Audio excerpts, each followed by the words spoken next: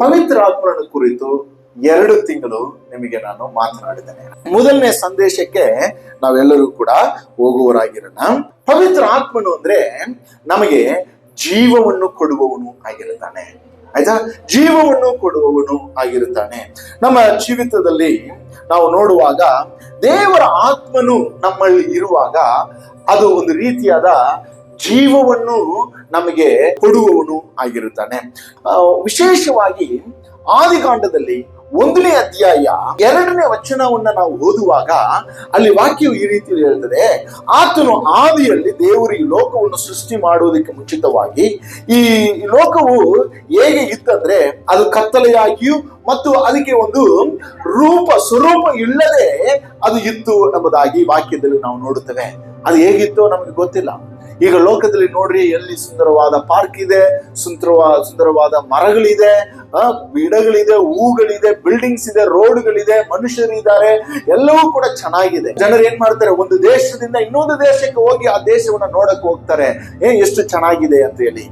ಆದ್ರೆ ದೇವರು ಈ ಲೋಕವನ್ನ ಸೃಷ್ಟಿ ಮಾಡೋದಕ್ಕೆ ಮುಂಚಿತವಾಗಿ ಒಂದು ರೂಪವೇ ಇಲ್ಲದೆ ಈ ಲೋಕವಿತ್ತಂತೆ. ಅದು ಹೆಂಗಿತ್ತೋ ಗೊತ್ತಿಲ್ಲ. ಕತ್ತಲೆ ಈ ಲೋಕವನ್ನ ತುಂಬಿತಂತೆ. ಆ ಸಮಯದಲ್ಲಿ ದೇವರ ವಾಕ್ಯ ಹೇಳ್ತದೆ, ದೇವರ ಆತ್ಮನು ಆ ಕತ್ತಲೆಯಲ್ಲಿ ಏನ್ ಮಾಡ್ತಿದ್ದ? ಚಲಿಸುತ್ತಿದ್ದ.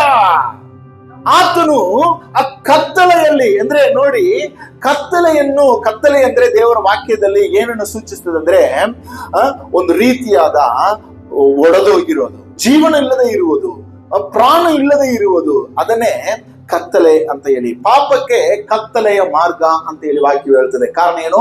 ಪಾಪದ ಸಂಬಳ ಮರಣ. ಅದು ಮರಣವನ್ನು ಸೂಚಿಸುವುದು ಆಗಿರುತ್ತದೆ. ಯಾವನು ಪಾಪದಲ್ಲಿ ಇರುತ್ತಾನೋ ಆತನಲ್ಲಿ ಜೀವವು ಇರುವುದಿಲ್ಲ, ಆತನಲ್ಲಿ ಮರಣವು ತುಂಬಿರ್ತದೆ. ಯಾವಾಗಲೂ ಭಯ, ಯಾವಾಗಲೂ ಚಂಚಲ, ಯಾವಾಗಲೂ ಕನ್ಫ್ಯೂಷನ್, ಯಾವಾಗಲೂ ಒಂದು ರೀತಿಯಲ್ಲಿ ತನ್ನ ಜೀವಿತದಲ್ಲಿ ತೃಪ್ತಿ ಇಲ್ಲದೆ, ಸಮಾಧಾನ ಇಲ್ಲದೆ ಆತನು ಜೀವಿಸುವವನು ಆಗಿರುತ್ತಾನೆ. ಆ ರೀತಿಯಾದ ಒಂದು ಸಮಯದಲ್ಲಿ ದೇವರ ಆತ್ಮನು ಏನ್ ಮಾಡ್ತಿದ್ದಾನೆ? ಚಲಿಸ್ತಾ ಇದ್ದಾನಂತೆ. ದೇವರ ಆತ್ಮನು ಕತ್ತಲೆಯಲ್ಲಿ ಚಲಿಸುವ ಇರುವವನು ಆಗಿರುತ್ತಾನಂತೆ. ಇನ್ನೊಂದು ವಾಕ್ಯದ ಭಾಗದಲ್ಲಿ ನಾವು ನೋಡುವಾಗ ಎಸೆಕಿಯೇಲ ಪುಸ್ತಕದಲ್ಲಿ 37ನೇ ಅಧ್ಯಾಯ ತುಂಬಾ ಇಂಪಾರ್ಟೆಂಟ್ ಆಗಿರುವ ವಾಕ್ಯ. ಅಲ್ಲಿ 1ರಿಂದ 14 ವಚನಗಳನ್ನ, ಈ ವಚನವನ್ನ ನೀವು ಓದುವಾಗ ಅಲ್ಲಿ ಎಸೆಕಿಯೇಲನಿಗೆ ದೇವರ ಆತ್ಮನು ಬಂದು ಆತನಿಗೆ ಒಂದು ದರ್ಶನವನ್ನ ಕೊಡುತ್ತಾನೆ. ಆತನ ಏನ್ ಹೇಳ್ತಾನೆ? ಎದ್ದೇಳು, ನೀನು ನಾನು ತೋರಿಸುವ ಒಂದು ಸ್ಥಳಕ್ಕೆ ಹೋಗು ಅಂತ ಹೇಳ್ತಾನೆ. ಅಲ್ಲಿ ಹೋಗಿ, ಅಲ್ಲಿ ಕರ್ಕೊಂಡು ಹೋಗಿ, ಅಲ್ಲಿ ದೇವರು ಹೇಳ್ತಾನೆ, ನೀನು ಏನನ್ನು ನೋಡ್ತೀಯ ಅಲ್ಲಿ ಅಂತ ಕೇಳುವಾಗ ಆತನ ಹೇಳ್ತಾನೆ, ಅಲ್ಲಿ ಏನಿದೆ? ಅಲ್ಲಿ ಒಣಗಿದ ಎಲುಬುಗಳ ಒಂದು ಕೂಡನ್ನ ನೋಡುತ್ತಾನೆ. ಇಲ್ಲಿ ಏನನ್ನ ದೇವರ ಆತ್ಮನ ತೋರಿಸ್ತಾ ಇದ್ದಾನೆ ಅಂದ್ರೆ ಒಣಗಿದ ಎಲುಬುಗಳು, ಒಣಗಿದ ಬೋನ್ಸ್, ಡ್ರೈ ಬೋನ್ಸ್ ಅನ್ನ ತೋರಿಸ್ತಾ ಇದ್ದಾನೆ. ಆಗ ದೇವರ ಆತ್ಮನಿಗೆ ಕೇಳುವಾಗ ಎಸೆಕಿಯೇಲನು ಹೇಳ್ತಾನೆ, ಏನನ್ನು ನೋಡ್ತೀಯ ಅಂದ್ರೆ ನಾನು ಒಣಗಿದ ಎಲುಬುಗಳನ್ನ ನೋಡುತ್ತೇನೆ ಎಂಬುದಾಗಿ. ದೇವರ ಆತ್ಮನು ಹೇಳ್ತಾನೆ, ಆ ಎಲುಬುಗಳಿಗೆ ನೀನು ಮಾತನಾಡು, ಎಲುಬಿಗೆ ನೀನು ಮಾತನಾಡು, ಅದಕ್ಕೆ ನಾನು ದೇಹವನ್ನ ಕೊಡುತ್ತೇನೆ,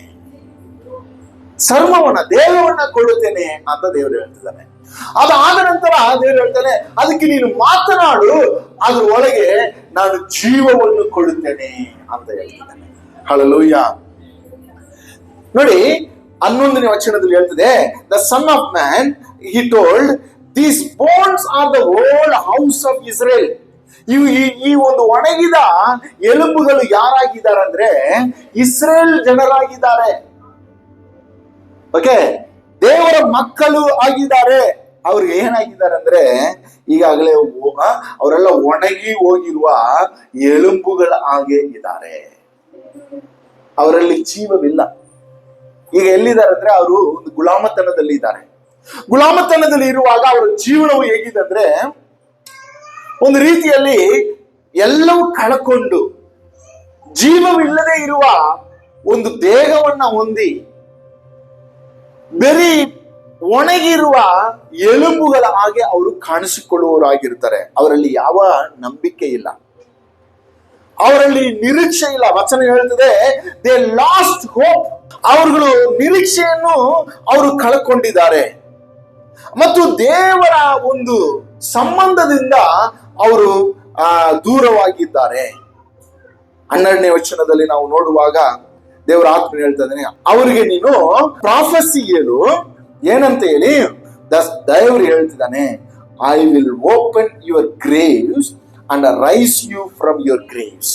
ಅಂದ್ರೆ ನಿನ್ನನ್ನ ಎಲ್ಲಿಂದ ನಾನು ತೆಗಿತೇನೆ? ಗೋರಿಯಿಂದ ತೆಗೆದು ನಿನಗೆ ನಾನು ಜೀವವನ್ನು ಕೊಡುತ್ತೇನೆ. ಯಾರು ಹೇಳೋದು? ಪವಿತ್ರ ಆತ್ಮನು ಹೇಳ್ತಿದ್ದಾನೆ. I will bring you into the land of Israel. ನಿನ್ನನ್ನು ಇಸ್ರೇಲ್ ದೇಶಕ್ಕೆ ನಿನ್ನನ್ನು ಕರ್ಕೊಂಡು ಬರುತ್ತೇನೆ. ಆಗ ನೀನು ನನ್ನನ್ನ ದೇವರು ಅಂತ ಹೇಳಿ ನೀನು ನಂಬುತ್ತಿ ಅಂತ ಹೇಳ್ತಾನೆ. 14ನೇ ವಚನ ಹೇಳ್ತಾನೆ, I will put my spirit in you. ನನ್ನ ಆತ್ಮನನ್ನು ನಿನ್ನ ಒಳಗೆ ನಾನು ಹಾಕುತ್ತೇನೆ, ಆಗ ನೀನು ಬದುಕುವಿ. ಹಲ್ಲೆಲೂಯಾ. ಈಗ ನಿನ್ನ ಜೀವವು ಹೇಗಿದೆ ಅಂದ್ರೆ, ನೀನು ಒಣಗಿದ ಒಂದು ಎಲುಬುಗಳ ಹಾಗೆ ನೀನು ಕಾಣಿಸ್ಕೊಳ್ತಾ ಇದೀಯಾ. ಯಾವ ನಂಬಿಕೆ ಇಲ್ಲ, ನಿರೀಕ್ಷೆ ಇಲ್ಲ, ಎಲ್ಲವನ್ನು ಕಳ್ಕೊಂಡಿದೀಯಾ. ನಿನ್ನ ಸ್ವಂತ ಊರಲ್ಲಿ ಇಲ್ಲ, ನಿನ್ನ ಸ್ವಂತ ದೇಶದಲ್ಲಿ ಇಲ್ಲ. ದೇವರು ಹೇಳ್ತಿದ್ದಾನೆ, ನಾನು ನಿನ್ನನ್ನು ಎಬ್ಬಿಸಿ ನಿನಗೆ ಪವಿತ್ರ ಆತ್ಮವನ್ನು ಕೊಟ್ಟು ನಿನಗೆ ಜೀವವನ್ನು ಕೊಡುತ್ತೇನೆ. ಯೋಚನೆ ಮಾಡಿ ನೋಡ್ರಿ, ನಿಮ್ಮಲ್ಲಿ ಯಾವ ರೀತಿಯಾದ ಒಂದು ಡ್ರೈ ಒಣಗೋಗಿರುವ ಜೀವನವನ್ನು ಜೀವಿಸ್ತಾ ಇದ್ರ. ಇವತ್ತು ಅನೇಕರು ಮುಖದಲ್ಲಿ ನಗು ಇರುತ್ತದೆ, ಹೃದಯದಲ್ಲಿ ನಗು ಇಲ್ಲ. ಹೌದಲ್ವಾ? ಮುಖದಲ್ಲಿ ತುಂಬಾ ಜೋರಾಗಿ ಚೆನ್ನಾಗಿ ಮಾತನಾಡ್ತಾರೆ, ಆದ್ರೆ ಅವರ ಹೃದಯದಲ್ಲಿ ಆ ಖುಷಿ ಇಲ್ಲ. ಅವ್ರ ಹೃದಯದಲ್ಲಿ ಅವರಿಗೆ ನಿಜವಾದ ಜೀವಿತವನ್ನ ಜೀವಿಸ್ತಾ ಇಲ್ಲ. ಅನೇಕರು ಎರಡು ರೀತಿಯಾದ ಜೀವನವನ್ನ ಜೀವಿಸ್ತಾ ಇದ್ದಾರೆ. ಹೊರಗೆ ತೋರಿಸಿಕೊಳ್ಳುವಾಗ ನಾನು ಚೆನ್ನಾಗಿದ್ದೇನೆ ಅಂತ ಹೇಳಿ, ಆದ್ರೆ ತನ್ನ ಹೃದಯದಲ್ಲಿ ನೋವು, ನಿರೀಕ್ಷೆ ಇಲ್ಲದೆ, ಒಂದು ರೀತಿಯಾದ ಅವಮಾನದಲ್ಲಿ, ಒಂದು ರೀತಿಯಲ್ಲಿ ಕಷ್ಟದಲ್ಲಿ ಅವರುಗಳು ಜೀವಿಸುವವರು ಆಗಿರ್ತಾರೆ. ಅಂತವ್ರು ಯಾರಾಗಿದ್ದಾರೆ ಗೊತ್ತಾ? ಒಣಗಿ ಹೋಗಿರುವ ಎಲುಬುಗಳಾಗಿ ಜೀವಿಸುವರು. ಅವರಲ್ಲಿ ಯಾವ ನಂಬಿಕೆ ಇಲ್ಲ. ನನ್ನ ಎಲುಬಿಗೆ ಚರ್ಮ ಬರ್ತದೆ, ನನಗೆ ಖುಷಿ ಬರುತ್ತದೆ, ನನಗೆ ಸಂತೋಷ ಬರುತ್ತದೆ ಅಂತ ಹೇಳಿ. ನಾನು ಹೇಳ್ತಾ ಇರೋದು ಹೊರಗಡೆ ಇರುವವರಲ್ಲ, ಸಭೆಯಲ್ಲಿ ಕೂಡ ಅನೇಕರಿದ್ದಾರೆ. ಸಭೆಗೆ ಬಂದಾಗ ದೇವರ ಮಕ್ಕಳು ಅಂತ ಕಾಣಿಸಿಕೊಳ್ತಾರೆ, ಆದ್ರೆ ನಿಜವಾದ ದೇವರ ಸಂತೋಷವನ್ನ ಅವರುಗಳು ಅನುಭವಿಸ್ತಾ ಇಲ್ಲ. ಇನ್ನು ಅನೇಕರು ರಕ್ಷಣೆ ಎಂಬ ವಿಷಯವನ್ನ ನಂಬುತ್ತಾರೆ, ಆದ್ರೆ ನಿಜವಾದ ರಕ್ಷಣೆಯನ್ನು ಅವರು ಹೊಂದಿಲ್ಲ. ನಿಜವಾದ ರಕ್ಷಣೆ ಏನ್ ಗೊತ್ತಾ? ನಿಜವಾದ ಬಿಡುಗಡೆ, ಸುತಂತ್ರ. ಹೌದು, ನಾವು ಪಾಪ ಮಾಡುತ್ತಾ ಇವೆ, ಆದ್ರೆ ಆ ಪಾಪ ನಮಗೆ ಯಾವುದೇ ರೀತಿಯಲ್ಲಿ ನನ್ನನ್ನು ದೇವರಿಂದ ತೆಗೆದುಹಾಕಲಿಕ್ಕೆ ಅಧಿಕಾರ ಇಲ್ಲ. ಕಾರಣ, ಆ ಪಾಪವನ್ನೇ ಕ್ಷಮಿಸುವ ದೇವರು ನನ್ನಲ್ಲಿ ಇದ್ದಾನೆ. ಹಲ್ಲೆಲೂಯಾ. ಪಾಪವನ್ನು ಮಾಡಿಬಿಟ್ರೆ ಅನೇಕರು ಏನ್ ಅಂದ್ಕೊಳ್ತಾರೆ? ದೇವರು ನನ್ನನ್ನು ತಿರಸ್ಕಾರ ಮಾಡಿಬಿಡುತ್ತಾನೆ ಎಂಬುದಾಗಿ. ದೇವರು ಹೇಳ್ತಾ ಇದೆ, ದೇವರ ವಾಕ್ಯ 1 ತಿಮೋತಿಯಲ್ಲಿ ದೇವರು ಹೇಳ್ತಿದ್ದಾನೆ, ನಾವು when we were not faithful, he remains faithful. ನಾವು ಅಪನಂಬಿಕೆಯಲ್ಲಿ ನಂಬಿಗಸ್ತರಾಗಿ ಇಲ್ಲದೆ ಇರುವಾಗ ಆತನ ಹೇಗಿರ್ತಾನಂತೆ? ನಂಬಿಗಸ್ತನಾಗಿರ್ತಾನಂತೆ. ಯಾವ ರೀತಿಯಲ್ಲಿ? ನಿನ್ನನ್ನು ಕೈ ಬಿಡದೆ, ನಿನ್ನ ಜೊತೆ ಇರುವಾಗೆ, ನಿನ್ನನ್ನು ಬಲಪಡಿಸೋದಕ್ಕೆ, ನಿನ್ನ ಜೀವಿತವನ್ನ ಬದಲಾವಣೆ ಮಾಡುವುದರಲ್ಲಿ, ನಿನ್ನ ಜೊತೆ ಇರುವುದರಲ್ಲಿ ಆತನು ಬದಲಾವಣೆ ಆಗದೆ ಇರುವ ದೇವನಾಗಿದ್ದಾನೆ. ಅನೇಕರು ಇವತ್ತು ನನ್ನ ಪಾಪ ಮಾಡಿದ್ರೆ ದೇವರು ನನ್ನನ್ನು ತಿರಸ್ಕಾರ ಮಾಡಿದ್ದಾರೆ ಅಂತ ನಂಬ್ಕೊಂಡಿದ್ದಾರೆ. ಇಲ್ಲ, ನೀನೇ ದೂರ ಹೋಗಿದೀಯಾ, ದೇವರು ನನ್ನನ್ನು ತಿರಸ್ಕಾರ ಮಾಡಿಲ್ಲ. ದೇವರ ಬಳಿಯಲ್ಲಿ ನೀನು ಮತ್ತೆ ಬರುವಾಗ ದೇವರು ಹೇಳ್ತಿದ್ದಾನೆ, ನಿನ್ನ ಒಳಗೆ ನಾನು ಪವಿತ್ರ ಆತ್ಮನ ಹಾಕಿ ನಿನಗೆ ನಾನು ಜೀವವನ್ನು ಕೊಡುತ್ತೇನೆ. ಇವತ್ತು ನಿಜವಾದ ಬಿಡುಗಡೆಯಲ್ಲಿ ಜನ ಇಲ್ಲ. ನಾವು ಎಲ್ಲರೂ ಕೂಡ ಪಾಪ ಮಾಡುವವರಾಗಿರ್ತೇವೆ. ಇಲ್ಲಿ ನಿಂತಿರುವವರು ಪಾಪ ಮಾಡುವವರಾಗಿರುತ್ತಾರೆ. ಹಾಗಾಗಿ ನಾವು ಪಾಪ ಇಲ್ಲ ಅಂತ ಹೇಳಿದ್ರೆ ನಾವು ಸುಳ್ಳುಗಾರರು, ದೇವರನ್ನ ನಾವು ಮೋಸ ಮಾಡುವವರು ಆಗಿರುತ್ತವೆ. ನಿಜವಾದ ಬಿಡುಗಡೆ ಯಾವಾಗ ಗೊತ್ತಾ? ಸತ್ಯವನ್ನ ತಿಳ್ಕೊಳ್ಳ್ರಿ, ಬಿಡುಗಡೆ ಮಾಡುತ್ತದೆ. ಅದುವೇ ನಿಜವಾದ ಬಿಡುಗಡೆ. ಸತ್ಯ ಏನು? ದೇವರು ನನ್ನನ್ನು ಕೈ ಬಿಡುವುದೇ ಇಲ್ಲ. ನಾನು ಪಾಪ ಮಾಡಿದ್ರು ಕೂಡ ನನ್ನಲ್ಲೇ ಇರ್ತಾನೆ. ಆತನು ಬಯಸೋದೇನಂದ್ರೆ ನಾನು ಹೋಗಿ ಆತನ ಬಳಿಲಿ, ದೇವರೇ ನಾನು ತಪ್ಪು ಮಾಡಿದ್ದೀನಿ ಅಂತ ಹೇಳಿ ಒಪ್ಪಿಕೊಳ್ಳೋದಕ್ಕೆ ಆತನು ನನ್ನನ್ನು ಹುಡುಕ್ತಾ ಇದ್ದಾನೆ. ನಾನು ಯಾವಾಗ ಆ ಪ್ರಾರ್ಥನೆಯನ್ನು ಆ ಒಂದು ಅರಿಕೆಯನ್ನು ಮಾಡುತ್ತೇನೋ ಆ ಕ್ಷಣವೇ ನನ್ನಗೆ ಜೀವವನ್ನು ಕೊಡುವವನು. ಪಾಪ ಮಾಡಿದ್ಯಾ, ಪಾಪ ಮಾಡಿ ದೇವರು ನಿನ್ನ ಚುಚ್ಚುತ್ತಾನೆ, ನಿನ್ನ ಕೊಳೆ ಮಾಡುತ್ತಾನೆ, ನರಕದಲ್ಲಿ ಹಾಕ್ತಾನೆ, ಅದು ಮಾಡುತ್ತಾನೆ, ಇದು ಮಾಡುತ್ತಾನೆ. ದೇವರ ವಾಕ್ಯ ಹೇಳ್ತದೆ, ಕ್ರಿಸ್ತನಲ್ಲಿ ಇರುವವರಿಗೆ ಅಪರಾಧ ಏನಿಲ್ಲ. ಕ್ರಿಸ್ತನು ನಿಮ್ಮಲ್ಲಿ ಇದ್ದಾನೆ, ಪವಿತ್ರ ಆತ್ಮನು ನಿಮ್ಮಲ್ಲಿ ಇದ್ದಾನೆ. ಏನಕ್ಕೆ? ನಿಮಗೆ ಜೀವವನ್ನು ಕೊಡುವುದಕ್ಕಾಗಿ. ನೀವು ಯಾವಾಗಲೂ ಕುಗ್ಗಿ ಹೋಗ್ತಿರೋ ಯಾವ ವಿಷಯದಲ್ಲಿ? ಪಾಪದ ವಿಷಯದಲ್ಲಿ. ಯಾವಾಗಲ್ಲ ನೀವು ಅಯ್ಯೋ ನನಗೆ ಯಾರು ಇಲ್ಲ ಎಂಬುದಾಗಿ ಕುಗ್ಗಿ ಹೋಗ್ತಿರೋ, ಯಾವಾಗಲ್ಲ ನನಗೆ ಮೋಸವಾಗಿದೆ ಅಂತ ಹೇಳಿ ಕುಗ್ಗಿ ಹೋಗುತ್ತೀರೋ, ನನಗೆ ಖುಷಿನೇ ಇಲ್ಲ ಅಂತ ಹೇಳಿ ಕುಗ್ಗಿ ಹೋಗುತ್ತೀರೋ. ಅನೇಕರಿಗೆ ಖುಷಿ ಇಲ್ಲ, ಜೀವಿತದಲ್ಲಿ ಸಮಾಧಾನ ಇಲ್ಲ, ಸಂತೋಷವಿಲ್ಲ. ಏನು ದೇವರು ಅಂತ ಹೇಳಿ ಆ ವಿಷಯದಲ್ಲಿ ಅನೇಕರಿಗೆ ಅನುಮಾನಗಳು. ಕಾರಣ ಏನು? ಎಲ್ಲೋ ಒಂದು ಕಡೆ ಅವರು ದೇವರಲ್ಲಿ ಇರುವ ನಿರೀಕ್ಷೆಯನ್ನು ಕಳ್ಕೊಂಡಿದ್ದಾರೆ. ಕಾರಣ ಅವರಿಗೆ ದೇವರ ಮೇಲಿರುವ ನಂಬಿಕೆ, ಆ ತಿಳುವಳಿಕೆ ಸರಿಯಾಗಿಲ್ಲದೆ ಇರುವುದರಿಂದ. ಪವಿತ್ರ ಆತ್ಮನು ನಿಮ್ಮ ಸೆಕ್ಯೂರಿಟಿ ಅಲ್ಲ. ಈ ಅಪಾರ್ಟ್ಮೆಂಟ್ ಕಂಪನಿಯಲ್ಲಿ ಇರ್ತಾರಲ್ಲ ಸೆಕ್ಯೂರಿಟಿ, ಆ ರೀತಿಯಲ್ಲಿ ಅಲ್ಲ. ಬಾಗಿಲು ತೆರೆಯೋದು, ನಿಮ್ಮನ್ನ ಬಿಡೋದು. ಅಥವಾ ನೀವು ಎಲ್ಲಿ ಹೋಗ್ತೀರಾ ಬರೀರಿ, ನೋಟಲ್ಲಿ ಬರೆದು ಇಟ್ಬಿಟ್ಟು ಹೋಗ್ರಿ, ನೀವು ಇರುವವರು ಅಲ್ಲ ಅಂತ ಹೇಳಿ ನಿಮ್ಮನ್ನು ಹೊರಗಡೆ ಹಾಕುವನು. ಆ ಕೆಲಸ ಮಾಡುವವನಲ್ಲ ಪವಿತ್ರ ಆತ್ಮನು. ಅನೇಕರು ಹಂಗ ಅಂದ್ಕೊಂಡಿದ್ದಾರೆ. ಪವಿತ್ರ ಆತ್ಮನ ಏನ್ ಗೊತ್ತಾ? ನಿಮಗೆ ಜೀವವನ್ನು ಕೊಡುವವನು, ನಿಮ್ಮನ್ನ ಶ್ರಮಿಸುವವನು, ನಿಮಗೆ ದಾರಿ ನಡೆಸುವವನು, ನಿಮ್ಮನ್ನ ನೋಡಿ ಹೇಳುವವನೇ, ಮಗನೇ ಮಗಳೇ ಪರವಾಗಿಲ್ಲ, ನಾನು ನಿಮಗಾಗಿ ಇದ್ದೇನೆ, ನನ್ನ ಜೊತೆ ಬಾ, ನೀನು ಕುಗ್ಗಿ ಹೋಗೋದು ಬೇಡ, ನೀನು ಸೋತು ಹೋಗೋದು ಬೇಡ, ಅದಕ್ಕಾಗಿನೇ ನಾನು ಇದ್ದೇನೆ ಅಂತ ಹೇಳಿ ನಿಮ್ಮ ಒಳಗೆ ಬರುವ. ಎಲ್ಲಿ ಕತ್ತಲೆ ಇದೆಯೋ ಅಲ್ಲಿ ಸಂಚರಿಸುವ ದೇವರಾಗಿದ್ದಾನೆ. ಒಂದು ವೇಳೆ ನಿಮ್ಮ ಹೃದಯದಲ್ಲಿ ಕತ್ತಲೆ ಇದೆ ಅಂದ್ರೆ, ನಿಮ್ಮ ಜೀವಿತವನ್ನ ಒಂದು ರೀತಿಯಲ್ಲಿ ಅದು ಒಣಗೋಗುವ ರೀತಿಯಲ್ಲಿ ಮಾಡಿದೆ ಅಂತ ಹೇಳಿ ನೀವು ಹೇಳುವುದಾದ್ರೆ, ದೇವರ ಆತ್ಮನು ಹೇಳ್ತಿದ್ದಾನೆ, ನಾನು ನಿನ್ನ ಕತ್ತಲೆಯೊಳಗೆ ನಾನು ಸಂಚರಿಸ್ತಾ ಇದ್ದೇನೆ, ಕತ್ತಲೆಯಲ್ಲಿ ನಾನು ಓಡಾಡ್ತಾ ಇದ್ದೇನೆ. ಏನಕ್ಕೆ? ಆ ಕತ್ತಲೆಯನ್ನು ನೀಗಿಸಿ ನಿನಗೆ ಜೀವವನ್ನು ಕೊಡುವುದಕ್ಕಾಗಿ. ಆ ಜೀವವನ್ನು ಕೊಡುವುದಕ್ಕಾಗಿ, ನಿನಗೆ ಜೀವ ಇಲ್ಲದೆ ಇರುವ ಆ ಎಲುಬುಗಳಿಗೆ ಜೀವವನ್ನು ಕೊಡುವುದಕ್ಕಾಗಿ. ದೇವರ ಬಳಿಯಲ್ಲಿ ನೀವು ಇವತ್ತು ಕೇಳಬೇಕು, ಹೇಗೆ ನೀವು ಡ್ರೈ ಆಗಿದ್ದೀರಾ? ಯಾವ ವಿಷಯದಲ್ಲಿ ನೀವು ಸಂತೋಷವನ್ನು ಕಳ್ಕೊಂಡಿದ್ದೀರಾ? ಯಾವ ವಿಷಯದಲ್ಲಿ ನೀವು ನನಗೆ ನಿರೀಕ್ಷೆ ಇಲ್ಲ ಅಷ್ಟೇ ಅಂತ ಹೇಳಿ ನೀವು ಅಂದ್ಕೊಂಡಿದ್ದೀರಾ? ದೇವರು ನನಗೆ ಸಹಾಯ ಮಾಡುವುದಿಲ್ಲ ಅಂತ ಹೇಳಿ ನೀವು ಅಂದ್ಕೊಂಡಿದ್ದೀರಾ? ಅಥವಾ ದೇವರು ನನಗೆ ಬೇಡ, ಏನೋ ಸಾಂಪ್ರದಾಯಿಕವಾಗಿ ನಾನು ಬರ್ತೇನೆ ಅಂತ ಹೇಳಿ ಬರ್ತಾ ಇದ್ದೀರಾ? ದೇವರು ಹೇಳ್ತಿದ್ದಾನೆ, ಇಲ್ಲ ಇಲ್ಲ, ನಾನು ನಿನಗೆ ಜೀವವನ್ನು ಕೊಡುವುದಕ್ಕಾಗಿ ನಿನ್ನಲ್ಲಿ ನಾನು ಬಂದಿದ್ದೇನೆ ಎಂಬುದಾಗಿ. ಆದಿಕಾಂಡ 2ನೇ ಅಧ್ಯಾಯ 7ನೇ ವಚನದಲ್ಲಿ ನಾವು ನೋಡುವಾಗ, ದೇವರು ಮನುಷ್ಯನನ್ನು ಸೃಷ್ಟಿ ಮಾಡುವಾಗ ಆತನನ್ನು ದೇವರು ಈ ಲೋಕದಲ್ಲಿರುವ ಮಣ್ಣುಗಳ ಮುಖಾಂತರ ಆತನು ಮನುಷ್ಯನನ್ನು ಸೃಷ್ಟಿ ಮಾಡಿ ಆತನಿಗೆ ಜೀವವನ್ನು ಕೊಡಬೇಕಾದ್ರೆ ಏನ್ ಮಾಡಿದನಂತೆ? ಜೀವ ಶ್ವಾಸವನ್ನ ಊದಿದನು ಎಂಬುದಾಗಿ. ಬದುಕುವನು ಆಗಿದ್ದನು. ಅದುವರೆಗೂ ಆತನಿಗೆ ಜೀವ ಇರಲಿಲ್ಲ. ಆತನಿಗೆ ಯಾವಾಗ ದೇವರು ಜೀವ ಆತ್ಮವನ್ನು ಊದುವಾಗ ಆತನು ಎದ್ದೇಳಿ ನಡೆಯುವ ಮನುಷ್ಯನಾದನು. ಆಮೇಲೆ ಇನ್ನೊಂದು ಅಧ್ಯಾಯದಲ್ಲಿ ನಾವು ನೋಡುವಾಗ, ಯೋಹಾನನು 3ನೇ ಅಧ್ಯಾಯ 1ರಿಂದ 8 ವಚನದಲ್ಲಿ ನಾವು ನೋಡುವಾಗ ಅಲ್ಲಿ ಒಂದು ಘಟನೆ ನಡೀತದೆ. ಯೇಸು ಸ್ವಾಮಿಯನ್ನು ಕತ್ತಲೆಯಲ್ಲಿ ನೋಡುವುದಕ್ಕಾಗಿ ಒಬ್ಬ ವ್ಯಕ್ತಿ ಬರ್ತಾನೆ. ಆತನ ಹೆಸರು ನಿಕೋದೇಮಸ್ ಅಂತ ಹೇಳಿ.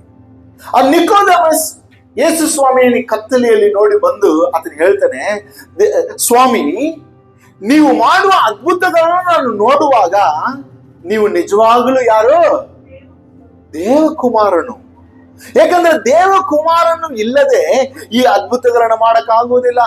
ನೀರನ್ನು ದ್ರಾಕ್ಷರಸವಾಗಿ, ಕಣ್ಣಿಲ್ಲದವನಿಗೆ ಕಣ್ಣು ಕೊಡೋದು, ಕುಷ್ಠರೋಗಿಗಳಿಗೆ ವಾಸಿ ಮಾಡೋದು, ಪಾಪಗಳನ್ನ ಶ್ರಮಿಸುವುದು, ಇದೆಲ್ಲವನ್ನು ಕೂಡ ಈಸಿಯಾಗಿ ಮಾಡಕ್ ಆಗೋದಿಲ್ಲ.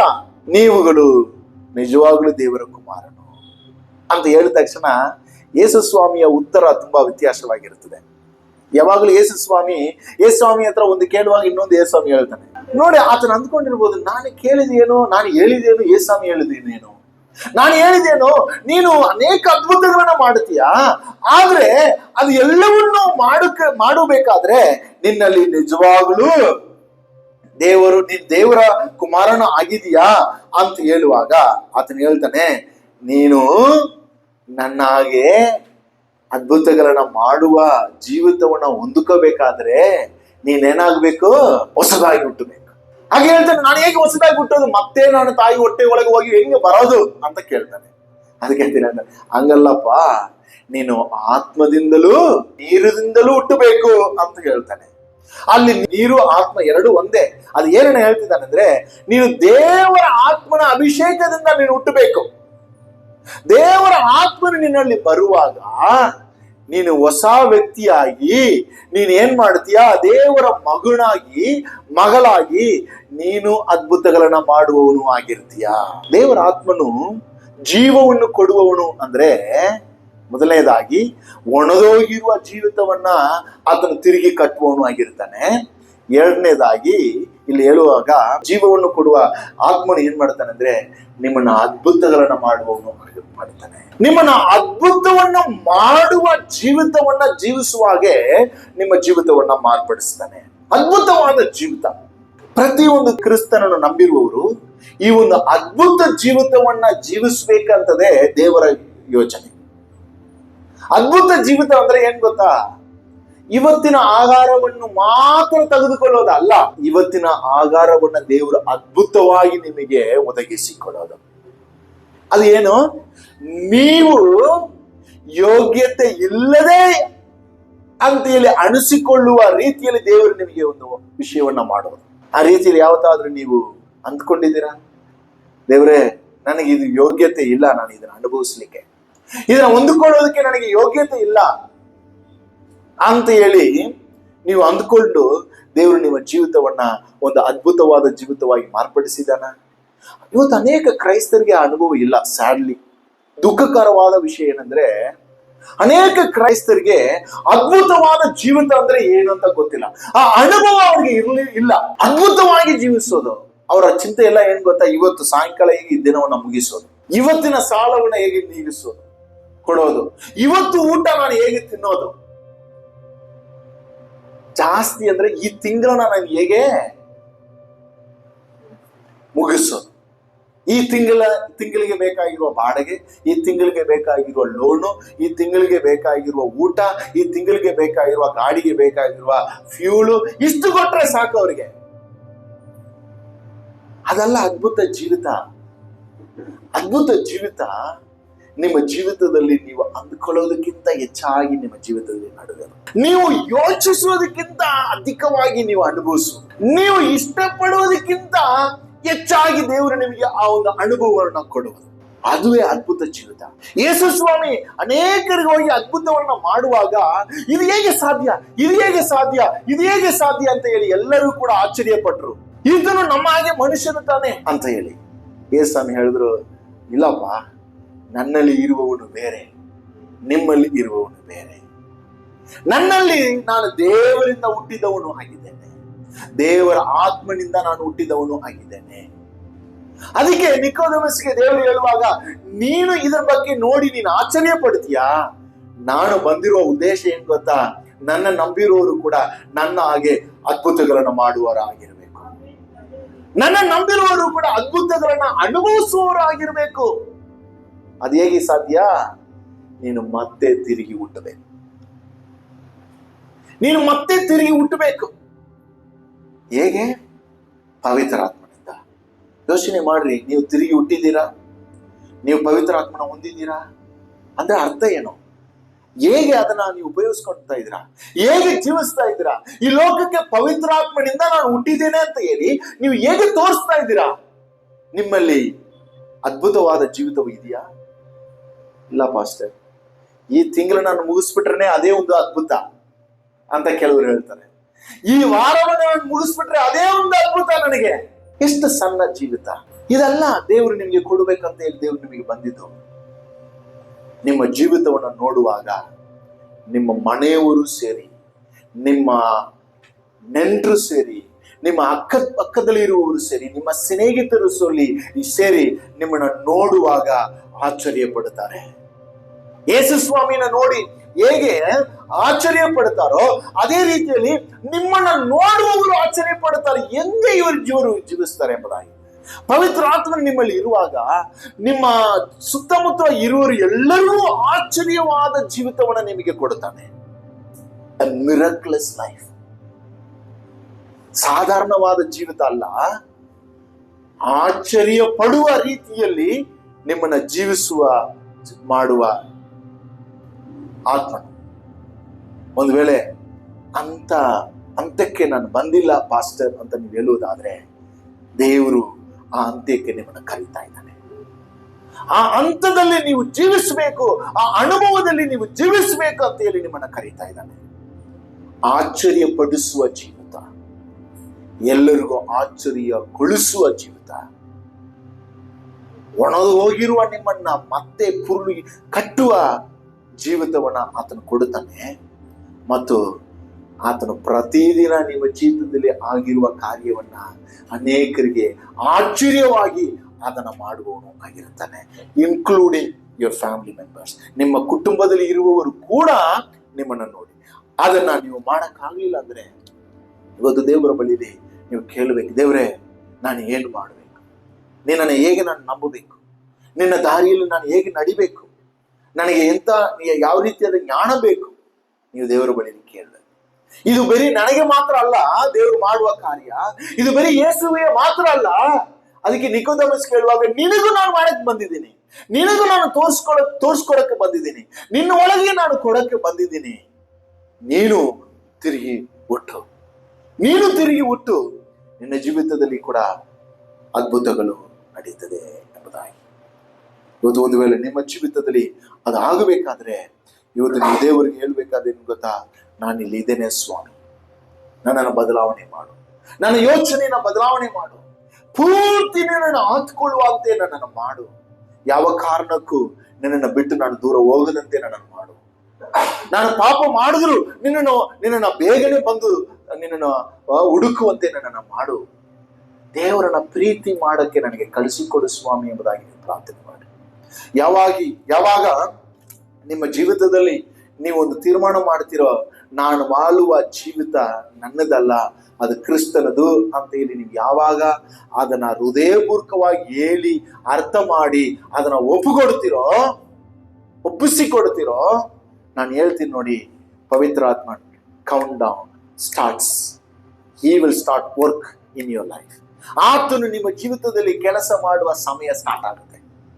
ಯಾವಾಗ ಇದು ನನ್ನ ಜೀವಿತ, ನಾನೇ ಕೆಲಸ ಮಾಡ್ಬೇಕು, ನಾನೇ ಹುಡುಕ್ಬೇಕು, ನಾನೇ ಶ್ರಮ ಪಡ್ಬೇಕು, ನಾನೇ ಲೋನ್ ತಗೋಬೇಕು, ನಾನೇ ಇದು ಮಾಡ್ಬೇಕು, ಪವಿತ್ರ ಆತ್ಮ ಕಾಯ್ತಾ ಇರ್ತಾನೆ, ಮಗಳೇ ಯಾವಾಗ ನನ್ನ ಬಳಿ ನೀನು ಬರ್ತೀಯ, ಯಾವಾಗ ನೀನು ಹೇಳ್ತೀಯ ಇದೆಲ್ಲವೂ ನಿಂದೆ ಸ್ವಾಮಿ, ನೀನು ಮಾಡಿಕೊಡು, ನನ್ನ ಜೊತೆ ಇರು ಅಂತ ಹೇಳಿ ನನ್ನ ಯಾವಾಗ ಕರೀತೀಯ ಅಂತ ನೀವು ಯಾವಾಗ ಒಪ್ಪಿಸಿಕೊಡ್ತೀರೋ, that is the day, that is the time He will take control of your life. ಆತನು ನಿಮ್ಮ ಜೀವಿತವನ್ನ ಹತೋಟಿಯಲ್ಲಿ ತೆಗೆದುಕೊಳ್ಳುತ್ತಾನೆ. ಅದುವರೆಗೂ ಆತನು ಕಾಯುವವನು ಆಗಿರುತ್ತಾನೆ. ಕೊನೆಯದಾಗಿ ಅಲ್ಲಿ ನೋಡುವಾಗ ಯೋಗನ 6ನೇ ಅಧ್ಯಾಯ ಅದು 63ನೇ ವಚನದಲ್ಲಿ ಇಲ್ಲಿ ಒಂದು ಘಟನೆ ನಡೀತದೆ. ಏನಂದ್ರೆ, ಯೇಸು ಸ್ವಾಮಿ 5,000 ಜನರಿಗೆ ಆತನು ಘೋಷಿಸುವವನು ಆಗಿರ್ತಾನೆ. 5,000 ಜನರನ್ನ ಅದ್ಭುತಗಳನ್ನ ಮಾಡಿದ ನಂತರ, ಅವರನ್ನು ಘೋಷಿಸಿದ ನಂತರ, ಯೇಸು ಸ್ವಾಮಿಯನ್ನು 5,000 ಜನ ಬಿಡುವುದೇ ಇಲ್ಲ. ರಾತ್ರಿ ಹಗಲು ಆತನು ಎಲ್ಲಿ ಹೋದ್ರು ಕೂಡ ಬೋಟನ್ನು ಹತ್ಕೊಂಡು ಇನ್ನೊಂದು ಕಡೆ ಹೋಗಿ ಯೇಸು ಸ್ವಾಮಿನ ಹುಡುಕುವವರಾಗಿರ್ತಾರೆ. ಕಾರಣ, ಯೇಸು ಸ್ವಾಮಿ ಹಿಂದೆ ಹೋದ್ರೆ ನಮ್ಗೇನು ಸಿಗುತ್ತೆ? ಊಟ ಸಿಗುತ್ತೆ. ಯೇಸು ಸ್ವಾಮಿ ಹಿಂದೆ ಹೋದ್ರೆ ನಮ್ಗೇನು ಸಿಗುತ್ತೆ? ನಾವು ಕೆಲಸ ಮಾಡೋದು ಬೇಡ, ನಾವೇನು ಶ್ರಮ ಪಡೋದೇ ಬೇಡ. ಯೇಸು ಏನು ಒಂದು ಪ್ರಾರ್ಥನೆ ಮಾಡಿದ್ರೆ ಏನು ಸಿಗುತ್ತೆ? ನಮಗೆ ಊಟ ಸಿಗುತ್ತೆ ಅಂತ ಹೇಳಿ ಯೇಸು ಸ್ವಾಮಿನ ಹಿಂದೆ ಸುತ್ತುವವರಾಗಿದ್ರು. ಯೇಸು ಸ್ವಾಮಿ ಇವತ್ತು ಅನೇಕ ಕ್ರೈಸ್ತರುಗಳು ಹಾಗೆ ಇದ್ದಾರೆ. ಯಾಕೆ ಸಭೆಗೆ ಹೋಗ್ತೀರಾ? ಯೇಸು ಸ್ವಾಮಿ ಇದು ಮಾಡ್ಬೇಕು, ಅದು ಮಾಡ್ಬೇಕು, ಇದನ್ನು ಮಾಡ್ಬೇಕು, ನನ್ನ ಸಾಲ ತೀರಿಸ್ಬೇಕು, ನನಗೆ ಕೆಲಸ ಕೊಡ್ಬೇಕು, ನನಗೆ ಮಗು ಕೊಡ್ಬೇಕು, ನನಗೆ ಮದುವೆ ಮಾಡ್ಬೇಕು, ನನಗೆ ಇದೇನೆ ಮಾಡುವ ಪ್ರಸಂಗಗಳು ಹಿಂಗೆ ಆಗಿದೆ.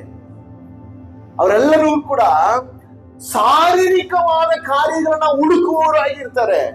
ಏನ್ ಸ್ವಾಮಿ ಹೇಳಿದನು, ನೀವೆಲ್ಲರೂ ಅಂದ್ಕೋಬೇಡ್ರಿ ನನ್ನನ್ನು ಏಮಾಸಕ್ಕೆ ಆಗೋದಿಲ್ಲ, ನನ್ನನ್ನು ಹುಡುಕಿ ಹುಡುಕಿ ನೀವು ಬರೋದ್ರಿಂದ ನನ್ನೆಲ್ಲ ತುಂಬಾ ನೀವು ಪ್ರೀತಿ ಮಾಡ್ತೀರಾ ಅಂತ ಹೇಳಿ ನಾನು ನಂಬೋದೇ ಇಲ್ಲ. ನೀವು ಬರೋದ ಕಾರಣ ಏನಕ್ಕೆ? ನಿಮ್ಮ ಹೊಟ್ಟೆಗಾಗಿ ನನ್ನನ್ನು ಸುತ್ತಾ ಇದ್ದೀರಾ. ನಿಮ್ಮ ತುಟಿಯಲ್ಲಿ ಮಾತ್ರ ನೀವು ನೀನು ದೇವರ ಕುಮಾರನು, ನೀನು ದೊಡ್ಡವನು, ನೀನು ದೇವರಿಂದ ಬಂದಿರುವನು ಅಂತ ಹೇಳ್ತೀರಾ, ಆದ್ರೆ ಹೃದಯದಿಂದ ಬರ್ತಾ ಇಲ್ಲ. ನನ್ನನ್ನು ಹುಡುಕುವ ಉದ್ದೇಶ ಹೊಟ್ಟೆಗಾಗಿ. ಅದಕ್ಕೆ ದೇವರು ಹೇಳಿದ್ರು, ನಿಮಗೆ ಊಟ ಬೇಕಂದ್ರೆ ನನ್ನ ದೇಹವನ್ನು ಕಚ್ಚಿ ತಿನ್ರಿ ಅಂತ ಹೇಳಿದ್ರು. ನಿಮ್ಗೆ ಊಟ ಬೇಕಂದ್ರೆ ನನ್ನನ್ನು ನೀನು ತಿನ್ನು ಅಂತ ಹೇಳಿದ್ರು. ಅದರಲ್ಲಿ ಕೂಡ ದೇವರು ಹೇಳಿದ ಒಂದು ಸತ್ಯ ಏನಂದ್ರೆ ಏನು, ನನ್ನನ್ನು ನೀನು ತಿಂದ್ರೆ, ನನ್ನನ್ನು ಪೂರ್ತಿಯಾಗಿ ನೀನು ತೆಗೆದುಕೊಂಡ್ರೆ, ನನ್ನ ಪೂರ್ತಿಯಾಗಿ ನಿನ್ನ ಜೀವಿತದಲ್ಲಿ ನೀನು ಅಂಗೀಕರಿಸಿಕೊಂಡ್ರೆ ನಿನಗೆ ಜೀವ ಸಿಗುವುದು ಅಂತ ಹೇಳ್ತಾರೆ. ಅವ್ರೇನ ಅಂದ್ಕೊಂಡ್ರೆ, ನಿನ್ ದೇಹವನ್ನು ನಾನು ಹೆಂಗಪ್ಪ ತಿನ್ನೋದು, ಈ ಮಾಂಸನ ಹೆಂಗ ತಿನ್ನೋದು ನಾವು, ಇದು ತುಂಬಾ ಕಷ್ಟವಾದ ಬೋಧನೆ ಅಂತ ಹೋದ್ರು ಎಲ್ಲಾರು. ಅದಕ್ಕೆ ಯೇಸು ಸ್ವಾಮಿ ಎಷ್ಟು ಸುಂದರವಾಗಿ ಇದಾದ್ಮೇಲೆ ಅವರೆಲ್ಲ ಹೋದ ಮೇಲೆ ಡಿಸಪಾಯಿಂಟ್ಮೆಂಟ್ ಆದ್ರು. ಇವತ್ತು ಅನೇಕರು ಸಭೆಗೆ ಬರೋರು ಡಿಸಪಾಯಿಂಟ್ ಆಗ್ತಾರೆ, ಕುಗ್ಗಿ ಹೋಗ್ತಾರೆ. ಕಾರಣ ಏನ್ ಗೊತ್ತಾ, ಏನ್ ಪಾಸ್ಟರ್ ಎಷ್ಟು ಕಾಲ ಪ್ರಾರ್ಥನೆ ಮಾಡೋದು, ಎಷ್ಟು ಸಮಯ ಕೇಳೋದು, ದೇವ್ರು ಕೊಡ್ತೇನೇ ಇಲ್ಲ ಅಂತ ಹೇಳಿ. ದೇವ್ರು ಕೊಡ್ತಾ ಇಲ್ಲ, ಕಾರಣ ನಿಮ್ಮ ಉದ್ದೇಶ ದೇವರಿಗೆ ಗೊತ್ತಿದೆ. ದೇವರಿಗೆ ಗೊತ್ತು ನೀವು ಏನಕ್ಕಾಗಿ ಸಭೆಗೆ ಬರ್ತಾ ಇದ್ದೀರಾ, ನೀವು ಏನಕ್ಕಾಗಿ ದೇವರನ್ನ ಆರಾಧಿಸ್ತಾ ಇದ್ದೀರಾ. ಜೋರಾಗಿ ನೀವು ಆರಾಧನೆ ಮಾಡಬಹುದು, ಆದ್ರೆ ದೇವರನ್ನ ನೀವು ಮೋಸ ಮಾಡಕ್ ಆಗೋದಿಲ್ಲ. ದೇವರಿಗೆ ಗೊತ್ತು. ಅದಕ್ಕೆ ದೇವರು ಅನೇಕರು ಬಿಟ್ಟು ಹೋಗುವವರಾಗಿರ್ತಾರೆ. ಅಂತವರು ಹೋದ ಮೇಲೆ ಆತ ಹೇಳ್ತಾನೆ ನೋಡಿ, it is the spirit who gives life. ಬದುಕಿಸುವುದು ಆತ್ಮವೇ. ಆತನ ಹೇಳೋದೇನಂದ್ರೆ, ನಾನು ಕೊಡುವ ರೊಟ್ಟಿ ನಿಮಗೆ ಏನು ಪ್ರಯೋಜನ ಇಲ್ಲ, ಆಯ್ತಾ. ನಾನು ಅದ್ಭುತ ಮಾಡಿ ನಿಮಗೆ ರೊಟ್ಟಿ ಕೊಟ್ಟರು ಅದರಿಂದ ನಿಮಗೇನು ಪ್ರಯೋಜನ ಇಲ್ಲ. ನಿಮಗೆ ಆತ್ಮವೂ ಬೇಕು, ಅದುವೇ ನಿಮಗೆ ಜೀವವೂ ಆಗಿರುತ್ತದೆ. ನಾನು ಯಾವಾಗಲೂ ಹೇಳ್ತೀನಿ, ಜನ ಬಂದು ಹೇಳುವಾಗ, ರೋಗಗಳ ವಿಷಯವಾಗಿ, ಕಷ್ಟಗಳ ವಿಷಯವಾಗಿ ಹೇಳುವಾಗ ನಾನು ಹೇಳ್ತೀನಿ, ಸರಿ ಆಯ್ತು, ನಿಮಗೆ ರೋಗಗಳನ್ನ ದೇವ್ರು ವಾಸಿ ಮಾಡ್ತಾನೆ. ಎಷ್ಟು ವರ್ಷ ನೀವು ಜೀವಿಸ್ತೀರಾ? 1000 ವರ್ಷ ಜೀವಿಸ್ತೀರಾ? ನಿಮಗೆ ರೋಗವೆಲ್ಲ ವಾಸಿ, ರೋಗವೇ ಇಲ್ಲದೆ ಇರುವ ಜೀವನ ದೇವ್ರಿಗೆ ಕೊಟ್ರೆ ಎಷ್ಟು ಕಾಲ ಜೀವಿಸ್ಬಿಡ್ತೀರಾ? ಅಷ್ಟೇ, ಅದನ್ನು ತಾಡ್ಸಕ್ಕೆ ಆಗಲ್ಲ ಅಲ್ವಾ? ಏನೋ ಒಂದು 10 ವರ್ಷ ಹೆಚ್ಚಾಗ್ಬೋದು. 10 ವರ್ಷ ಹೆಚ್ಚಾದ್ರೆ ಏನಾಗುತ್ತೆ? ಕಣ್ಣೀರು ಜಾಸ್ತಿ ಆಗುತ್ತೆ ಅಲ್ವಾ? ಕಷ್ಟಗಳು ಹೆಚ್ಚಾಗುತ್ತೆ. ಆದ್ರೆ ದೇವ್ರು ವಾಸಿ ಮಾಡಲ್ಲ ಅಂತ ಹೇಳ್ತಾ ಇಲ್ಲ. ದೇವ್ರು ಖಂಡಿತ ವಾಸಿ ಮಾಡ್ತಾನೆ, ಆತನಿಂದ ಆಗದೆ ಇರುವುದು ಎಲ್ಲವೂ ಇಲ್ಲ. ಈಗ there is a problem, is a fundamental issue. ಏನಂದ್ರೆ, ದೇವರು ನಿಮಗೆ ರೋಗವಿದ್ರೂ ಕೂಡ ದೇವರು ನಿಮ್ಮಲ್ಲಿ ಆತ್ಮವನ್ನು ಕೊಟ್ಟು ಜೀವ ಕೊಟ್ಟಿದ್ದಾನೆ. ಅದನ್ನ ನೀವು ನೋಡ್ಬೇಕು. ಜೀವವನ್ನು ಕೊಟ್ಟಿದ್ದಾನೆ ನಿಮಗೆ. ಆ ಜೀವ ಯಾವತ್ತೂ ಸಾಯುವುದಿಲ್ಲ. ಜೀವವು ನಿತ್ಯ ಜೀವವು, ಸಾಯದೇ ಇರುವ ಜೀವವನ್ನು ನಿಮಗೆ ಕೊಟ್ಟಿದ್ದಾನೆ ಪವಿತ್ರಾತ್ಮನ ಮುಖಾಂತರ. ಅದಕ್ಕಾಗಿ ದೇವರಿಗೆ ನೀವು ಸ್ತೋತ್ರ ಮಾಡಬೇಕು. ಅದನ್ನೇ ಇಲ್ಲಿ ಹೇಳ್ತಿದ್ದಾನೆ, ನಾನು ನಿನಗೆ ಏನೇ ಲೋಕದಲ್ಲಿ ಕೊಟ್ಟರು ಕೂಡ, ಕಾರು ಕೊಟ್ರು, ಮನೆ ಕೊಟ್ರು, ಕೆಲಸ ಕೊಟ್ರು, ಜೀವ ಕೊಟ್ರು, ನಿಮಗೆ ಆಸ್ತಿ ಕೊಟ್ರು, ಆರೋಗ್ಯ ಕೊಟ್ರು, ಈ ಲೋಕವನ್ನೇ ನಿನಗೆ ಕೊಟ್ರು, ಅದೆಲ್ಲವೂ ಕೂಡ ಅಳದು. ಪವಿತ್ರ ಆತ್ಮನು ಒಬ್ಬನೇ ನಿನಗೆ ಜೀವವನ್ನು ಕೊಡುತ್ತಾನೆ ಅಂತ ಹೇಳಿ ನೆಕ್ಸ್ಟ್ ಅಧ್ಯಾಯದಲ್ಲಿ, 7ನೇ ಅಧ್ಯಾಯದಲ್ಲಿ ಅಲ್ಲಿ 37ರಿಂದ ನಾವು ಓದುವಾಗ ಅಲ್ಲಿ ಹೇಳ್ತಾನೆ, ಯಾರೆಲ್ಲ ನನ್ನನ್ನು ನಂಬುತ್ತಾರೋ ಅವನ ಹೊಟ್ಟೆ ಒಳಗಿಂದ ಜೀವಕರವಾದ ನೀರಿನ ಹೊಟ್ಟೆ ಅಂತಿದೆ. ಆದ್ರೆ ಇಂಗ್ಲಿಷ್ ಅಲ್ಲಿ ಏನಿದೆ ಗೊತ್ತಾ? Whoever believes in me, as the scripture said, out of his heart will flow rivers of living water. ಜೀವ ಜಲ ಅವರ ಹೃದಯದಿಂದ ಹರಿಯುತ್ತದೆ. ಅವರ ಜೀವಿತದಿಂದ, ಅವರ ಹೃದಯದಿಂದ ಜೀವಕರವಾದ ನೀರು, ಜೀವ ಜಲ ಅವರಿಂದ ಹರಿಯುತ್ತದೆ ಅಂತ ಯೇಸು ಸ್ವಾಮಿ ಹೇಳ್ತಿದ್ದಾನೆ. ಅಂದ್ರೆ ಏನು? ಆ ಜೀವಕಳವಾದ ನೀರು ತೃಪ್ತಿಯಾಗಿರುವ ನೀರು, ನೀರಾಡಿಕೆ ಆಗದೇ ಇರುವ ನೀರು. ಆ ನೀರು ನಿಮಗೆ ಸಿಗಬಿಟ್ರೆ ಸಾಕು, ಆ ನೀರು ನಿಮಗೆ ಏನ್ ಮಾಡ್ತದೆ? ಜೀವನ ಪೂರ್ತಿ ನಿಮಗೆ ತೃಪ್ತಿಯನ್ನು ಕೊಡ್ತದೆ. ಇವತ್ತು ಅನೇಕರಿಗೆ ತೃಪ್ತಿ ಇಲ್ಲದೆ ಇರುವ ಜೀವನವನ್ನ ಜೀವಿಸ್ತಾ ಇದ್ದಾರೆ. ತಾಸ್ತಿ, ನೀರಾಡಿಕೆ, ಹಸುವಲ್ಲಿ ಇರುವವರು ಆಗಿದ್ದಾರೆ. ನನಗೆ ಇನ್ನೂ ಬೇಕು, ಇನ್ನೂ ಬೇಕು, ಇನ್ನೂ ಬೇಕು. ದೇವರನ್ನ ಹುಡುಕುವ ಕಾರಣ ಅದು ಬೇಕು, ಇದು ಬೇಕು. ತೃಪ್ತಿನೇ ಇಲ್ಲ. ಇವತ್ತು ದೇವರು ಒಂದು ಪ್ರಾರ್ಥನೆನ ಕೇಳ್ಬಿಟ್ರೆ ನೆಕ್ಸ್ಟ್ ಡೇ ಇನ್ನೊಂದು ಪ್ರಾರ್ಥನೆ ಜೊತೆ ಬರ್ತಾರೆ. ಅದನ್ನು ದೇವ್ರು ಕೇಳಿದ್ರೆ ಇನ್ನೊಂದು ಪ್ರಾರ್ಥನೆ ಜೊತೆ ಬರ್ತಾರೆ. ದೇವ್ರು ಇದನ್ನು ಮಾಡ್ಬಿಡಿ, ಇದನ್ನು ಮಾಡ್ಬಿಡಿ, ಇದನ್ನು ಮಾಡ್ಬಿಡಿ. ತೃಪ್ತಿನೇ ಇಲ್ಲ ಜೀವಿತದಲ್ಲಿ. ದೇವ್ರನ್ನ ಹಿಂಬಾಲಿಸೋದು ಏನ್ ಗೊತ್ತಾ? ಏನಾದ್ರೂ ಸಿಗ್ತದಾ? ದೇವ್ರು ಹೇಳೋದು ಏನ್ ಗೊತ್ತಾ? ಇಲ್ಲ. ನನ್ನನ್ನು ನಂಬುವವನು ಅವನ ಹೃದಯದಿಂದಲೇ ಜೀವವು ಹರಿಯುತ್ತದೆ ಅಂತ. ಅವನ ಹೃದಯದಿಂದಲೇ. ಈಗ ನಿಮ್ಮ ಜೀವಿತದಲ್ಲಿ ನೀವು ದೇವರನ್ನ ನಂಬಿದ್ರೆ, ಪವಿತ್ರ ಆತ್ಮನಿದ್ರೆ, ನಿಮ್ಮ ಜೀವಿತ ಹೆಂಗಿರ್ತದೆ ಗೊತ್ತಾ? ಫಾಲ್ಸ್ ಜನ ಹೋಗಿದ್ದೀರಾ? ಫಾಲ್ಸ್ ಜಲಪಾತ ಹೋಗಿದ್ದೀರಲ್ಲ, ಆ ನೀರು ಎಲ್ಲಿಂದ ಬರ್ತದೆ ಅನ್ನೋ ಗೊತ್ತಿರಲ್ಲ. 365 days ಉರಿತಾನೆ ಇರ್ತದೆ. ದೇವ್ರು ಹೇಳ್ತಾರೆ ನಿನ್ನ ಹೃದಯವು ಹಂಗೆ ಇರ್ತದೆ. It will overflow. ಅದು ಒಂದು ಫಾಲ್ಸ್ ತರ ನೀರು. ಆ ಎಂತ ನೀರು? ಜೀವದ ನೀರು, ಜೀವ ಜಲ. ಅದು ಹರಿಯುವುದು ಆಗಿರ್ತದೆ. ನಿಮಗೆ ತೃಪ್ತಿಕರವಾದ ಜೀವನ, ನಿಲ್ಲದೇ ಇರುವ ಜೀವನ. ಆ ನೀರು ಯಾವತ್ತೂ ಡ್ರೈ ಆಗುವುದಿಲ್ಲ. ಆ ಗಂಗೆ ತರ ಯಾವತ್ತೂ ಡ್ರೈ ಆಗುವುದಿಲ್ಲ. ಅದು ಹರಿಯುತ್ತನೇ ಇರ್ತದೆ. ಇವತ್ತು ಅನೇಕ ಕ್ರೈಸ್ತರ ಜೀವಿತ ಹೆಂಗಿದೆ ಗೊತ್ತಾ? ಭಾನುವಾರ ಹರಿಯುತ್ತದೆ ಜಾಸ್ತಿ, ಆಮೇಲೆ ಸೋಮವಾರ ಸ್ವಲ್ಪ ಕಡಿಮೆ ಆಗ್ತದೆ ಆ ಫೋರ್ಸ್, ಆಮೇಲೆ ಮಂಗಳವಾರ ಇನ್ನೂ ಸ್ವಲ್ಪ ಫೋರ್ಸ್ ಕಡಿಮೆ ಆಗುತ್ತೆ. ಹಂಗೆ ಹೋಗ್ತಾ ಹೋಗ್ತಾ ಶನಿವಾರ ಫುಲ್ ಡ್ರೈ ಆಗ್ಬಿಡ್ತದೆ. ಮತ್ತೆ ರೀಚಾರ್ಜ್ ಆಗ್ಬೇಕು. ಎಲ್ಲಿ ಬರಬೇಕು? ಸಭೆಗೆ ಬರ್ಬೇಕು. ಮತ್ತೆ ಈ ಗಾಳಿಲಿ ಹೇಳ್ತಾರೆ ಕಾತಡಿಚ ಬಲೂನ್, ಗಾಳಿ ಹೊಡೆದ ಬಲೂನ್ ತರ ಇರ್ತಾರಂತೆ. ಗಾಳಿ ಹೊಡೆದ ಬಲೂನ್ ಅಂದ್ರೆ ಮಕ್ಕಳಿಗೆ ತುಂಬಾ ಇಷ್ಟ. ಕಾರಣ ಏನಕ್ಕೆ? ತುಂಬಾ ಸುಂದರವಾಗಿರ್ತದೆ. ಅದೇ ಅದು ಹೊಡೆದೋಗ್ಬಿಟ್ರೆ ಮಕ್ಕಳು ಏನ್ ಮಾಡ್ತಾರೆ? ಅಳುತ್ತಾರೆ. ಹೌದಾ? ಅವ್ರಿಗೆ ಗೊತ್ತಿಲ್ಲ ಅದು ಒಳಗಡೆ ಇರೋದು ಏನೋ ಗಾಳಿ ಅಂತ. ಅದಕ್ಕೆ ಅದು ಹೋದ ತಕ್ಷಣ ಅವ್ರು ಅಳ್ತಾರೆ. ಅನೇಕರ ಜೀವಿತ ಹಂಗಿದೆ. ಹೆಂಗಂತ? ಗಾಳಿ ಹೊಡೆದ ಜೀವನ. ಒಳಗಡೆ ನೋಡಕ್ ಮಾತ್ರ ಒಳ್ಳೆ ಸೂಪರ್ ಆಗಿರ್ತದೆ. ಒಳ್ಳೆ ಬಟ್ಟೆ ಹಾಕೊಂಡು, ಒಳ್ಳೆ ಚೆನ್ನಾಗಿ ತೋರಿಸ್ಕೊಂಡು, ನನ್ನಲ್ಲಿ ಏನು ಸಮಸ್ಯೆ ಇಲ್ಲ, ಏನು ಸಮಸ್ಯೆ ಇಲ್ಲ ಅಂತ ಹೇಳಿ. ಏನಿಲ್ಲ, ಏನಾದ್ರೂ ಒಂದು ಚೂಚಿ ಸಿಕ್ಕಿದ್ರೆ ಸಾಕು ಅವ್ರ ಜೀವನ ಬುಸ್ ಅಂತ ಹೋಗ್ಬಿಡುದು. ಏನಾಯ್ತು ಸಿಸ್ಟರ್? ಏನಿಲ್ಲ, ಎಲ್ಲ ಹೋಯ್ತು. ಎಲ್ಲ ಅಭಿಷೇಕ ಹೋಯ್ತು, ರಕ್ಷಣೆ ಹೋಯ್ತು, ಎಲ್ಲ ಹೋಯ್ತು. ದೇವ್ರು ಇದು ಮಾಡ್ಬಿಟ್ರು, ಪಾಸ್ ಅದು ಮಾಡ್ಬಿಟ್ರು. ದೇವ್ರ ವಾಕ್ಯ ಹೇಳ್ತದೆ ಅಂತ ಜೀವಿತವನ್ನ ಬಾಳುವುದಕ್ಕಾಗಿ ನೀವು ಕರೆಯಲ್ಪಟ್ಟಿಲ್ಲ. ದಯವಿಟ್ಟು ನೀವು ಅರ್ಥ ಮಾಡಿಕೊಂಡ್ರಿ. ಒಂದು ವೇಳೆ ಕ್ರೈಸ್ತ ಜೀವಿತ ಅಂತದಾಗಿದೆ ನನ್ನ ಜೀವಿತ ಅಂತ ನೀವು ಹೇಳಿದ್ರೆ, ಭಾನುವಾರ ಫುಲ್ ಸ್ಪಿರಿಟ್ಫುಲ್ ಆಗಿದ್ದೇನೆ, ಆದ್ರೆ ಶನಿವಾರ ಬರೋಷ್ಟೊಳಗೆ ನನಗೆ ಪಂಚರ್ ಆಗ್ತೀನಿ ಅಂದ್ರೆ ನೀವು ಏನ್ ಮಾಡ್ಬೇಕು? ಇವತ್ತು ನಿಮ್ಮಲ್ಲಿ ಕೇಳ್ಬೇಕು, ದೇವರೇ ಈ ಪವಿತ್ರ ಆತ್ಮನು ಯಾವಾಗಲೂ ನನ್ನಲ್ಲಿ ಹರಿಯುವವನಾಗಿರ್ಬೇಕು ಸ್ವಾಮಿ. ದಾಗವೇ ಇಲ್ಲದಷ್ಟು ನನ್ನಲ್ಲಿ ಹರಿತಾ ಇರ್ಬೇಕು ಸ್ವಾಮಿ. ತೃಪ್ತಿಯಾಗಿರುವ ಹಾಗೆ ನನ್ನಲ್ಲಿ ಯಾವಾಗಲೂ ಹರಿತಾ ಇರ್ಬೇಕು ಸ್ವಾಮಿ. ಒಂದು ರೊಟ್ಟಿಗಾಗಿ, ಒಂದು ಗ್ಲಾಸ್ ನೀರಿಗಾಗಿ ಹುಡುಕುವ ಜೀವನ ನನ್ನದಾಗಬಾರದು ಸ್ವಾಮಿ. ನಾನು ಯೇಸು ಸ್ವಾಮಿ ಹಿಂದೆ ಹೋಗ್ತಾ ಇದ್ದೀನಿ, ಕಾರಣ ನನಗೆ ದೇವರು ಅನುದಿನದ ಆಹಾರವನ್ನು ಕೊಡುತ್ತಾನೆ, ಆ ಒಂದು ವಿಷಯಕ್ಕಾಗಿ ನಾನು ಹೋಗ್ತೀನಿ ಅಂತ ಅಲ್ಲ. ನಾನು ಹೋಗ್ತೇನೆ ಕಾರಣ ಅನುದಿನವನ್ನು ಕೊಡುವುದರಿಂದ ಅವ್ರನ್ನ ಆರಾಧನೆ ಮಾಡುವುದಕ್ಕಾಗಿ ನಾನು ಹೋಗ್ತೇನೆ. ಹಲ್ಲೆಲೂಯಾ. ವ್ಯತ್ಯಾಸ ಅರ್ಥ ಆಗ್ತಾ ಇದೆಯಾ? ಅನುದಿನ ಆಹಾರ ಕೊಡುತ್ತಾನೆ ಅಂತ ಹೇಳಿ ನಾನು ಹೋಗ್ತಾ ಇಲ್ಲ, ಅನುದಿನ ಆಹಾರವನ್ನು ಕೊಡುವುದಕ್ಕಾಗಿ ನಾನು ಹೋಗ್ತಾ ಇದ್ದೀನಿ. ಆತನಿಗೆ ವಂದನೆ ಹೇಳುವುದಕ್ಕಾಗಿ, ಆತನಿಗೆ ಥ್ಯಾಂಕ್ಸ್ ಹೇಳುವುದಕ್ಕಾಗಿ, ಆತನಿಗೆ ಆರಾಧನೆ ಮಾಡುವುದಕ್ಕಾಗಿ. ಕಾರಣ ಈ ಜೀವನ ನನ್ನದಲ್ಲ, ಆತನದು. ನನಗೆ ಬೇಕಾದದೆಲ್ಲವನ್ನು ಕೂಡ ಅದನ್ನು ಕೊಡ್ತಾ ಇದ್ದಾನೆ. ಅನುದಿನ ಬೇಕಾಗಿರುವ ಆಹಾರ, ಅನುದಿನ ಬೇಕಾಗಿರುವ ಸುರಸುತ್ತೆ, ಅನುದಿನ ಬೇಕಾಗಿರುವ ಎಲ್ಲವನ್ನು ನನಗೆ ಕೊಡುವುದರಿಂದ ಭಾನುವಾರ ಹೋಗಿ ದೇವರನ್ನ ಆರಾಧಿಸ್ತೇನೆ. ದೇವರೇ ಪ್ರತಿದಿನ ನನ್ನನ್ನು ಕಾಪಾಡು, ಪ್ರತಿದಿನ ನನಗೆ ಇದು ಕೊಡು ಅದು ಕೊಡು ಅಂತ ಕೇಳುವುದಕ್ಕಾಗಿ ಅಲ್ಲ.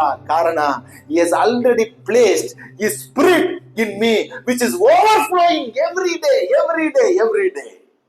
ನನ್ನ ಒಳಗೆ ಇಟ್ಟಿರುವ ಆತ್ಮನು ಎಂತದಾಗಿದೆ ಅಂದ್ರೆ ಶಾಶ್ವತವಾಗಿ ಉರಿತಾ ಇರುವ ಆ ಜಲವನ್ನ, ಜೀವವನ್ನ ನನ್ನ ಒಳಗೆ ಕೊಟ್ಟಿದ್ದಾನೆ. ಅದನ್ನು ನೀವು ನಂಬಬೇಕು. ಒಂದು ವೇಳೆ ನಿಮ್ಮ ಜೀವಿತವು ಇನ್ನೂ ಒಣದೋಗಿದೆ ಅಂತ ಹೇಳುವ ಅನಿಸಿಕೆ ನಿಮ್ಮಲ್ಲಿ ಇದ್ರೆ, ದೇವರ ಆತ್ಮ ಕೇಳಿ, ದೇವರೇ ಈ ಒಣದೋಗಿರುವ ಜೀವನಕ್ಕೆ ಸ್ವಾಮಿ ಜೀವವನ್ನು ಕೊಡು ಸ್ವಾಮಿ. ಮತ್ತೆ ನಾನು ಕಟ್ಟಲ್ಪಡಬೇಕು, ನನ್ನ ಜೀವವನ್ನು ಕಟ್ಟು ಸ್ವಾಮಿ ಎಂಬುದಾಗಿ. ಒಂದು ವೇಳೆ ನೀವು ದೇವರ ಬಳಿಯಲ್ಲಿ, ಅಪ್ಪ ನನ್ನ ಜೀವಿತದಲ್ಲಿ ಯಾವ ಖುಷಿ ಇಲ್ಲ ಸ್ವಾಮಿ, ಯಾವ ಅದ್ಭುತವೂ ಇಲ್ಲ ಸ್ವಾಮಿ, ಯಾವ ಆಶ್ಚರ್ಯವೂ ಇಲ್ಲ ಸ್ವಾಮಿ, ನನ್ನನ್ನು ನೋಡಿ ಯಾರು ಆಶ್ಚರ್ಯ ಪಡುವುದಿಲ್ಲ, ದೇವರ ಬಳಿಯಲ್ಲಿ ಕೇಳಿ, ದೇವರೇ ನಾನು ಆಶ್ಚರ್ಯ ಪಡುವ ಅದ್ಭುತವಾದ ಜೀವಿತವನ್ನು ನಾನು ಜೀವಿಸಬೇಕು ಸ್ವಾಮಿ, ನನಗೆ ಬದಲಾವಣೆ ಮಾಡು, ನನಗೆ ಕೊಡು. ನನ್ನನ್ನು ನೋಡುವವರೆಲ್ಲರೂ ಕೂಡ ನೀನು ಯೇಸು ಸ್ವಾಮಿಯ ಮಗಳು, ಯೇಸು ಸ್ವಾಮಿಯ ಮಗನು, ಯೇಸು ಸ್ವಾಮಿಯ ಶಿಷ್ಯ ಅಂತ ಹೇಳಿಕೊಳ್ಳುವಷ್ಟು ಆಶ್ಚರ್ಯ ಪಡುವ ರೀತಿಯಲ್ಲಿ ನನ್ನನ್ನು ನಡೆಸು ಸ್ವಾಮಿ. ಒಂದು ವೇಳೆ ದೇವರೇ ನನಗೆ ತೃಪ್ತಿನೇ ಆಗಿಲ್ಲ ಸ್ವಾಮಿ, ಯಾವುದರಲ್ಲಿ ನನಗೆ ತೃಪ್ತಿ ಇಲ್ಲ ಸ್ವಾಮಿ, ದೇವರ ಬಳಿಯಲ್ಲಿ ದೇವರೇ ನನ್ನ ಹೃದಯವನ್ನ, ನನ್ನ ಜೀವಿತವನ್ನ ಪ್ರತಿದಿನ, ಪ್ರತಿ ಕ್ಷಣ, ಪ್ರತಿ ಸಮಯದಲ್ಲಿಯೂ ಹರಿಯುವ ನೀರು ಹಾಗೆ ನನ್ನ ಜೀವಿತವನ್ನು ಮಾರ್ಪಡಿಸು. ಅನೇಕರಿಗೆ ನಾನು ಪ್ರಯೋಜನವಾಗಬೇಕು. ನಾನು ಹೊಂದಿಕೊಳ್ಳುವನು ಮಾತ್ರ ಅಲ್ಲ, ಅನೇಕರಿಗೆ ನಾನು ಕೊಡುವವನು, ಅನೇಕರಿಗೆ ನಾನು ತೃಪ್ತಿಗೊಳಿಸುವವನು, ಅನೇಕರನ್ನ ಸಂತೋಷ ಪಡುವವನು ಆಗಬೇಕು ಸ್ವಾಮಿ. ತೃಪ್ತಿಕರವಾದ ಜೀವಿತವನ್ನು ಕೊಡು ಸ್ವಾಮಿ. ಇದೆಲ್ಲ ಮಾಡುವವನು ಯಾರು? ಪವಿತ್ರಾತ್ಮನು. ಈ ಪವಿತ್ರಾತ್ಮ ನಿಮ್ಮಲ್ಲಿ ಬಂದಾಗ ನಿಮ್ಮ ಜೀವಿತವನ್ನ ಖಂಡಿತವಾಗಿ ಕಂಪ್ಲೀಟ್ ಆಗಿ ಆತನು ಬದಲಾವಣೆ ಮಾಡುವವನು.